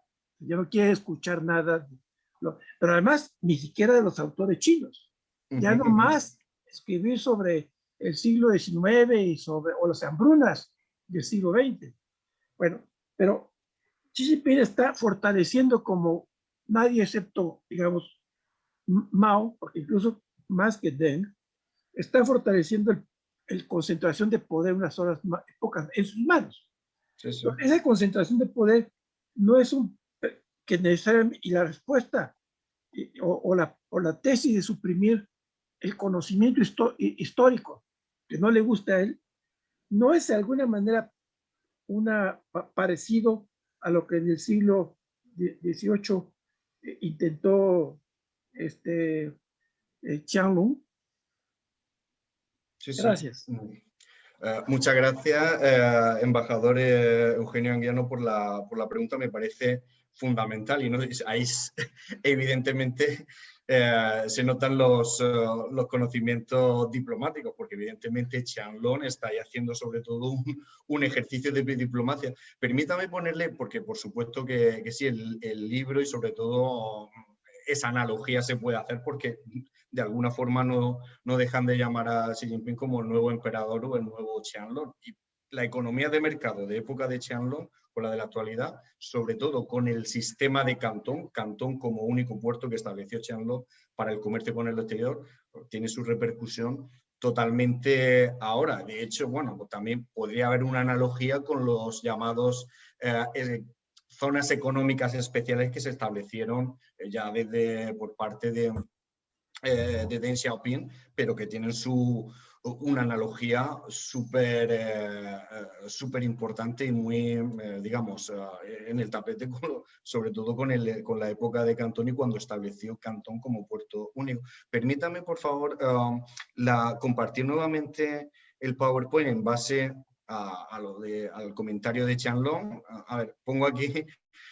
There is nothing we don't have that we need from you. No hay nada que no tengamos que necesitemos de vosotros. Es la frase, el statement que hizo Qianlong al recibir al emperador, al diplomático Lord Macartney, enviado por el rey británico Jorge III, y precisamente por esa misma ironía del término historia global con características chinas, por eso pongo esa imagen de Qianlong recibiendo a la misión británica en la corte imperial. De alguna forma representa la hegemonía o el sinocentrismo que ya desde época de Qianlong y en la actualidad, por supuesto, de alguna forma esa autosuficiencia. Pero no dejemos de analizar, porque desde el punto de vista diplomático, social y político, pero tiene una carga fundamental. Esta frase no solo tiene, de alguna forma, va dirigida a dos audiencias. Una parte a Gran Bretaña, a Francia, sobre todo Gran Bretaña como principal poder hegemónico occidental de la época, es decir, no interfiráis en nuestra economía, somos autosuficientes, somos nosotros quien decide sobre las decisiones a tomar. Eso está mandando un mensaje no solo a Gran Bretaña, pero a todas las potencias occidentales. Por supuesto, esa no injerencia en los asuntos políticos, económicos, ahora tiene una aplicación sobre todo fundamental. Por mucho que se hablen de tratados internacionales, toda esta retórica, o también esa retórica neoconfuciana que se emplea en la política actual de Xi Jinping, de diálogo armonioso, no interferencia, cooperación mutua, bla, bla, bla. Al fin y al cabo, no, yo tomo mis decisiones, que bueno, todo Estado está legitimado para, evidentemente, como Estado soberano para tomar sus decisiones, pero que no vengan aquí las potencias europeas occidentales hoy en día a neocolonizarnos o pensar que China es el dorado donde todo el mundo se hace rico. Que eso, bueno, eso también tiene una distorsión bueno, podríamos tener una conferencia larga y tendida sobre ese tema, sobre todo los occidentales de distintos espacios europeos, americanos, que vienen a China y piensan que que vienen al dorado, pero bueno. Pero por otra parte, esta frase va dirigida sobre todo, hay que verla desde el enfoque doméstico, local. Va dirigida, recordemos que la dinastía Qin es una dinastía manchú, foránea. Es una dinastía foránea que está gobernando a la mayoría Han. De ahí que precisamente a través del comercio una de las cuestiones principales es evitar, sobre todo por las élites que se están formando en Cantón, Fujian, Zhejiang, el que se financie revueltas que de alguna forma traten de derrocar a la dinastía Qin foránea por parte de los Han. De hecho, ya no solo en este proyecto, sino en el nuevo, hay sobre todo con la compañía Grill que mencionaba Antonio, una de las cuestiones fundamentales es que toda esa plata, y lo pongo como ejemplo de productos que estaban entrando, como los que pongo aquí, plata, vino europeo. Pongo aquí en un momentito muy breve los datos que tengo sobre la introducción de plata, pero sobre todo de vino. Plata, por ejemplo, veis aquí, en Macao, toda la plata que está entrando desde sureste de Asia a través del Pacífico que se está acumulando en Macao como centro invisible, igual que hoy en día, de negocio y de inversiones inversión foránea directa e indirecta, y que está financiando pues, todas las élites locales. Y precisamente esa plata, una de las derivadas que tiene, sobre todo a través del análisis de la introducción de vino occidental en China. No solo en fuentes aquí que veis, por ejemplo, del Galeón o del Archivo de India en Sevilla, pero en Macao, a través de la compañía Grill, como veis, una unidad, una botella de plata, tenía un valor de salida desde que salía de Cádiz, Sevilla, de 3 reales, 2 precio original, y se está vendiendo luego en los mercados de Cantón Macao alrededor de 24 o por más del doble o más del triple o 4 veces del producto original. Y toda esa plata, ese dinero, esa especulación en el precio que se está generando, evidentemente esas rentas no van al gobierno chino, a la corte imperial. Está financiando las redes de comercio europeas, pero sobre todo chinas, Han, en Cantón y en Fujian. Y lo que decía, la compañía Grill, que es una compañía que serían los Rockefeller de la época, con todo ese dinero, esa plata que está acumulando, ¿qué es lo que hacía a finales del siglo XVIII, principios del XIX? Estaba financiando movimientos políticos en Europa para derrocar la monarquía sueca. Y otra de las derivadas que tiene el proyecto en el largo plazo, y va a estudiar en ese sentido, la plata que está generando por parte de las redes de comercio que conectan Manila con el espacio colonial español en Sudamérica, lo que está financiando también esa plata y esto tiene una carga importante, pero sí, una línea muy interesante de investigar, está financiando los movimientos de independencia de los estados nuevos en América. Está financiando las independencias, podríamos decir, México, Perú, Uruguay, Argentina. En el caso de Argentina, bueno, ahí Antonio lo sabe muy bien con todo, a través de la compañía de Filipinas que está estudiando y que precisamente está en los artículos que estamos publicando. Precisamente esta línea, esto que estoy diciendo, lo tendréis descargado en la página web de GCEN, pero también esto me sirve para para presumir un poco del trabajo que Antonio y yo estamos haciendo en estos 2 últimos años. El número monográfico que hemos sacado está publicado y lo tenéis en Open Access en la revista de Historia Económica de Journal of Iberian and Latin American History, Economic History, de la Universidad de Cambridge, en donde hay un número monográfico que tengo el honor, me encargué de editar, precisamente sobre esta demanda global a través de la llamada introducción o ruta de la seda, y sobre todo la introducción de plata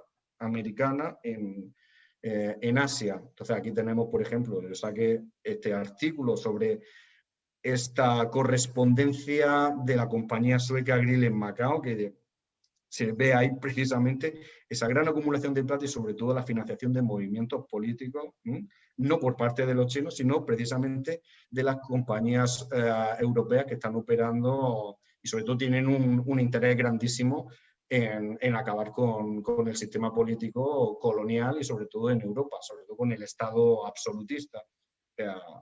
Aquí tenéis, podéis consultar en línea abierta y descargarlo, el artículo mío, de Antonio Ibarra, mi colega Lucio Sousa de Tokio, Richard Von Glam, todos de la Escuela de California, Dennis Flynn, y otro, este está saliendo del horno, que saldrá precisamente en un mes o en 2 meses, otro nuevo monográfico en la revista de Estudios Atlánticos, que aquí tenéis el título, Más allá de la ruta de la seda, los Galeón de Manila, redes de comercio y bienes globales, integración de los mercados Atlántico y Pacífico. Por supuesto, Antonio y yo ahí, como veis, Antonio y yo no nos separamos nunca y somos bastante productivos. Pues esto en línea, precisamente con lo que comentaba el embajador Anguiano, ahí tenéis ya una pequeña muestra, no solo de mi libro, pero de todo lo que estamos sacando, y va en esa línea que es novedosa y sobre todo muy sensible, porque con eso estamos desmontando toda la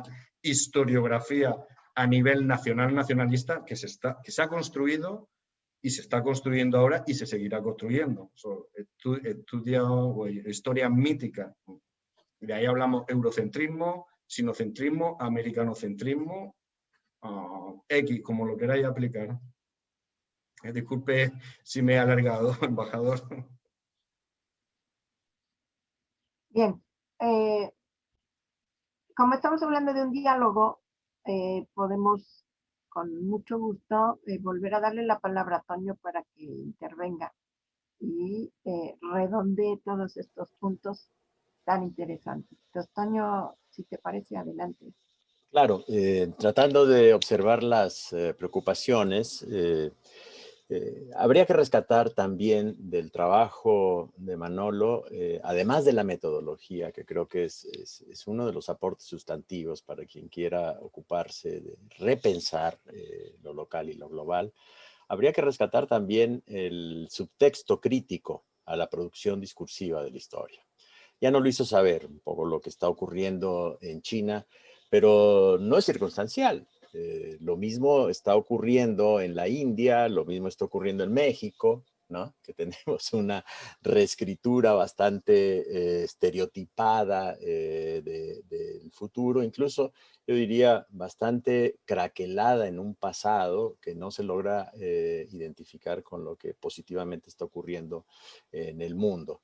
Así que la escritura de la historia hoy tiene entonces un doble carácter, es a la vez examinar el discurso sobre el pasado que se está produciendo y la producción del discurso sobre el pasado que está buscando una inserción en el futuro. Entonces, en ese sentido, la historia global ha sido un gran desdoblamiento explícito de esta relación de pasado-futuro.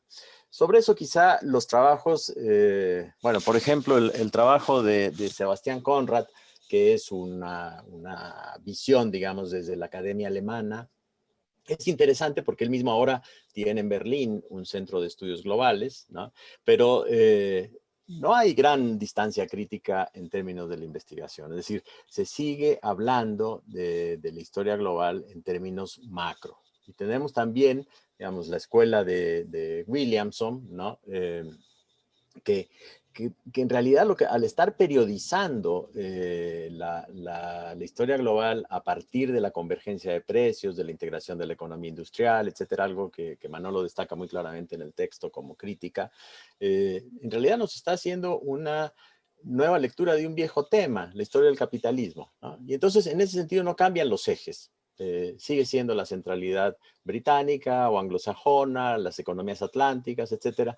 Y aquí yo creo que hemos pasado con este nuevo modelo de interpretar la historia global, de la historia atlántica, que tuvo mucha importancia en los años 80-90, a la historia transnacional, ¿no? Que digamos que aún todavía tiene cierta representación en el mundo académico anglosajón, a una historia global que se está, digamos, reexaminando, ¿no? Y en ese sentido el trabajo que queremos hacer tiene que ver mucho con la idea de que uno puede mirar estos procesos globales desde donde esté.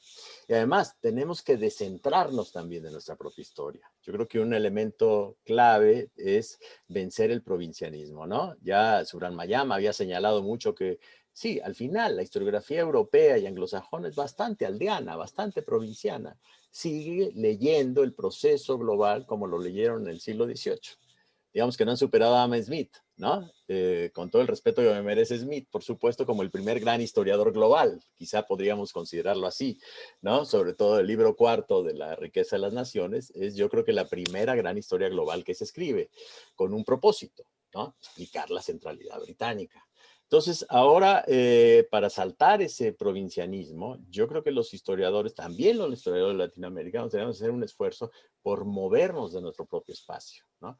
Por ser los observadores de otros espacios y advertir que esos otros espacios que no son ajenos culturalmente, que no son ajenos en términos de valores nacionalistas, etcétera, son la posibilidad de observarnos a sí mismo en un espejo crítico.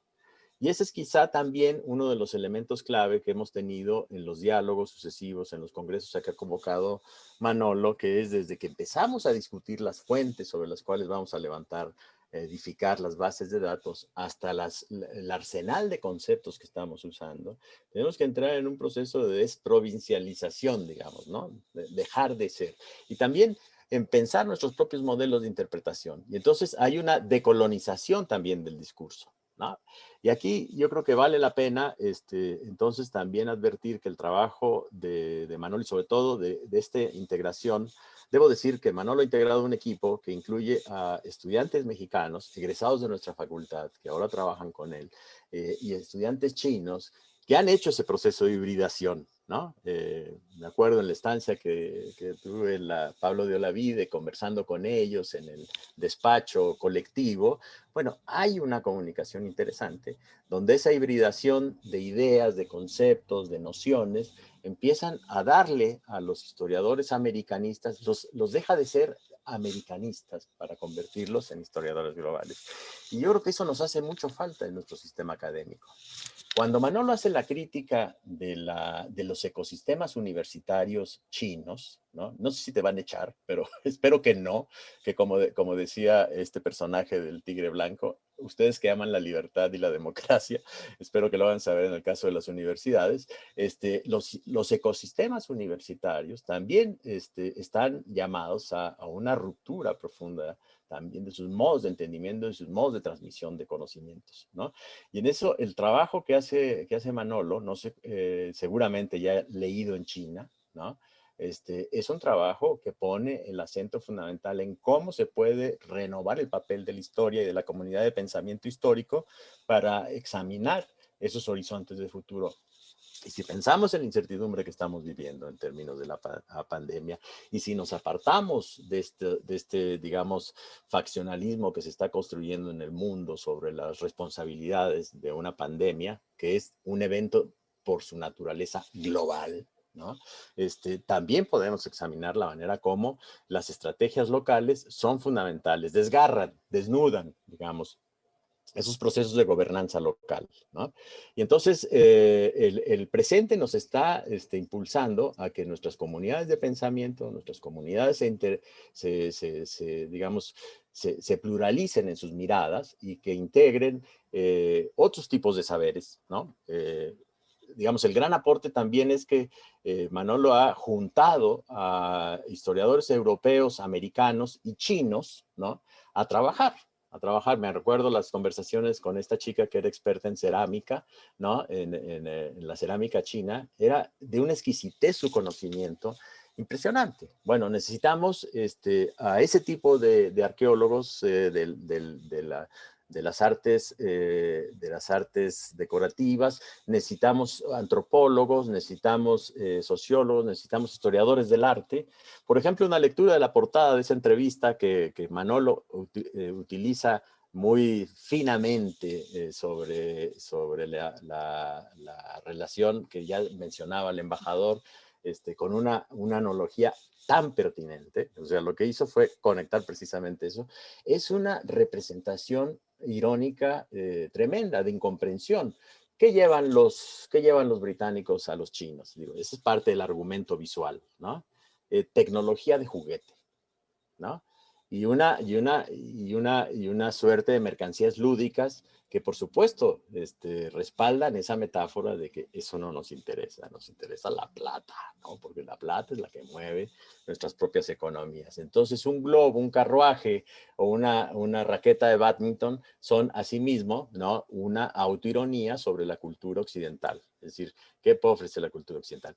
¿Qué hay debajo? ¿Qué hay atrás? ¿No? Hay una discreta aparición de un sirviente que lleva porcelana y té, ¿no? Entonces, esa mirada, esa lectura también en las representaciones de Occidente, de China, en las representaciones chinas de Occidente, se antojan interesantes. Menciono, por ejemplo, que uno de los productos de consumo que he encontrado en las navegaciones entre China y Buenos Aires, que tenía una demanda, eran los libros de castigos chinos ilustrados, ¿no? Es decir, hay también un consumo visual, un consumo de objetos visuales y de prácticas culturales de la violencia y el del disciplinamiento. ¿Qué significa este tipo de consumo, digamos, perverso, ¿no? Que está detrás, digamos, de los grandes agregados del té, de la porcelana, de las sedas, etcétera, de que el nivel de integración es tan sutil, es tan extenso, es tan intercultural, que tenemos una visión muy estereotipada, ¿no? Entonces, en eso el trabajo y la gran masa de información que trabaja el proyecto nos va a distinguir qué tipo de porcelana.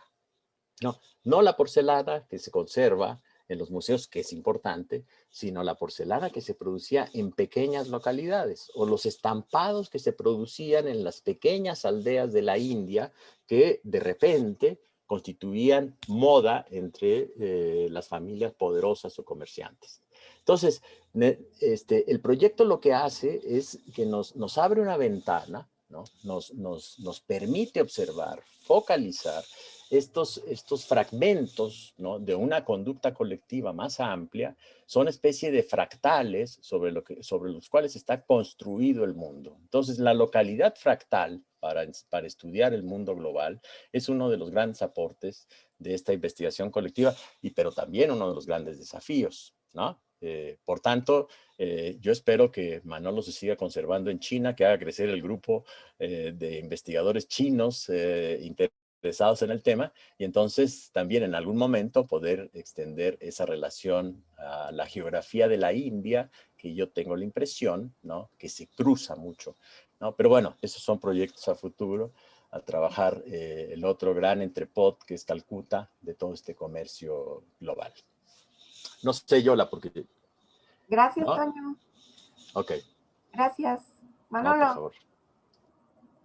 Muchas gracias, Yolanda. No, precisamente quisiera retomar, sé que disfruto muchísimo, ya no solo por cuestiones de amistad, pero conversando y dialogando con Antonio, porque repensamos cuestiones y sobre todo porque nos gusta poner el dedo en la llaga de cuestiones bastante sensibles.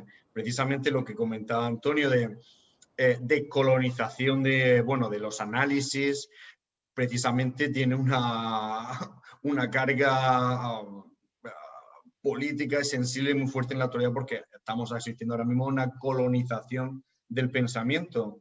Es decir, se nos dice cómo debemos interpretar la historia, cómo la debemos analizar, qué es lo políticamente correcto, qué es lo políticamente incorrecto, con lo cual precisamente ese intervencionismo del que hace hablábamos sobre la paradoja del poder es el que se producía en el siglo XVIII, en época de Qianlong, pero también en cualquier estado o imperio europeo o estado americano.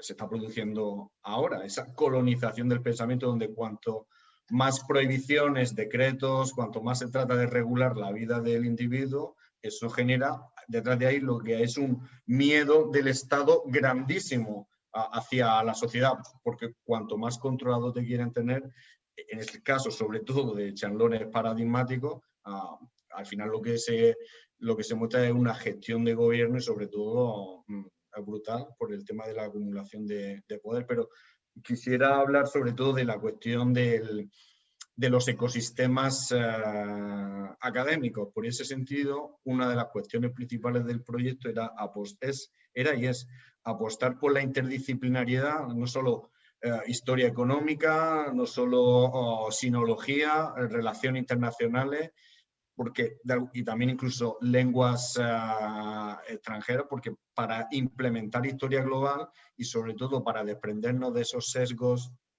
de alguna forma nacionales o nacionalistas, el primer paso es interpretación y análisis de fuentes en el archivo y en distintas lenguas e idiomas. De ahí esa es la carga fundamental del proyecto y sobre todo necesita uno tener diálogo y un dominio de la historiografía, en este caso china, americana, española, porque al fin y al cabo los historiadores chinos solo se ocupan de la historia china, no miran ni analizan fuentes españolas, entre otras cosas porque requiere un esfuerzo grandísimo para estudiar el idioma.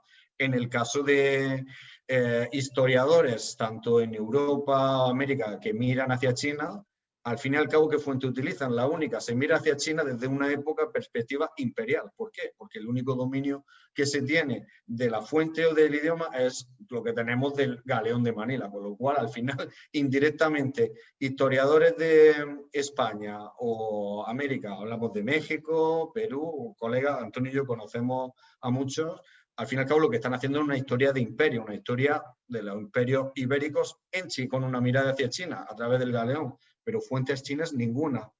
En el caso hay un caso paradigmático, es el que nombraba de los angleses y sobre todo de la historiografía. Podemos hablar, gente que conozca, no voy a nombrar nombres, porque no, pero la historiografía taiwanesa, ahora hay, sí, voy a decirlo así, pseudo especialistas que dicen que son especialistas en el estudio de fuentes del archivo de India, nos presentan ahí un grupo una pequeña muestra de embarcaciones del archivo de India, del AGI o del Almojarifago, que nos presentan como nuevas, pero claro, para ellos son nuevas porque en lo que es la historiografía de Taiwán o China no lo conocen. Y entonces, jugando con ese claroscuro de grises, los historiadores chinos no tienen ni idea de lo que pasa ni de las fuentes del imperio portugués o español que están en el AGI o en el Archivo de la Nación, y por contra lo mismo, historiadores que miran hacia China, españoles o americanos, no han leído nunca, no han ido nunca a un archivo chino, con lo cual ahí hay un claroscuro para invenciones, historia inventada a punta pala, pero perdonadme lo castizo de la expresión. En el caso de la historiografía taiwanesa, ahora presentan primer diccionario español, chino, que bueno, por ahí anda circulando, pero por favor, y diciendo que es el primer diccionario de lengua hakka, por favor. Tenemos el diccionario de los jesuitas, de los portugueses del siglo XVI, de Ricci y demás, y se está haciendo una invención para meter en el calzador términos que os mencionaba. Los angleses, chancheo, nanquines, que es todo lenguaje local, hakka o incluso taiwanés. Y con eso, precisamente, es un ejemplo de provincialismo que se está construyendo una historia nacional inventada. Y por favor, no hay ningún análisis serio en ese sentido. Pero bueno, lo muestro como botón de ejemplo de precisamente de esta deconstrucción de historias nacionales inventadas que estábamos hablando y que Antonio hablaba muy pertinentemente. En un segundo, para que pongáis, para que se visualice la cara de este diálogo que precisamente a través del proyecto tenemos, traté de formar, y es un esfuerzo grandísimo, no es nada fácil, historiadores o alumnos de doctorado que empiezan chino, meterlos al AGE, a estudiar fuentes españolas o occidentales, pues la China incluso tiene su dificultad de dominarla, o también historiadores. En el grupo dirijo a antiguos alumnos de Antonio del máster de la Facultad de Economía de la UAM, de la UNAM, que son ahora doctorando míos. El meterlos a hacer una interpretación de fuentes chinas tiene la misma carga de dificultad. Os pongo aquí nuevamente, veis en esta diapositiva que os comparto, precisamente este es el primer workshop o seminario que organizamos en el 2017. Aquí veis genio y figura al doctor Ibarra en Sevilla, en la Palo de la Vide, y este es el grupo GCEN, formado evidentemente mexicano, no solo mi alumno de doctorado, también mi esposa mexicana, que es la que se encarga de la administración del proyecto, alumnos chinos, también tenemos de Argentina, y el logo de GCEN del proyecto es el Qianlong Tongbao, es la moneda que el emperador Qianlong utilizaba para precisamente estos intercambios comerciales. Entonces, aquí veis la visualización de esta nueva escuela que se trata de crear con el proyecto, de hacer un diálogo entre espacios, de distintos espacios historiográficos, e integrarlos. Esa es la gran dificultad y el gran reto.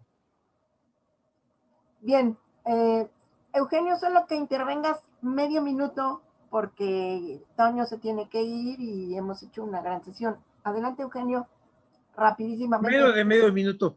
Entendí muy bien lo que dijo don Manuel, pero para el auditorio que no conoce el idioma chino, es bueno recordarles que hay muchas lenguas en China, pero un solo idioma escrito. Hay caracteres antiguos y caracteres simplificados. Gracias.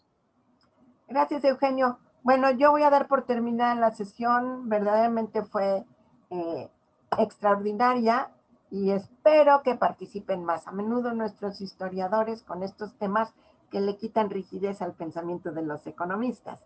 Entonces, muy sinceramente y con mucho cariño, les agradezco a Manolo y a Toño haberse encargado de la sesión de este día. Que tengan mucha salud y que los veamos pronto nuevamente. Muchísimas gracias. Un gran gusto. Un abrazo muy fuerte. Gracias al auditorio. Hasta luego. Gracias a todos. Chao. Chao, gracias. Gracias, saludos. Hola, Cuauhtémoc. Nos vemos.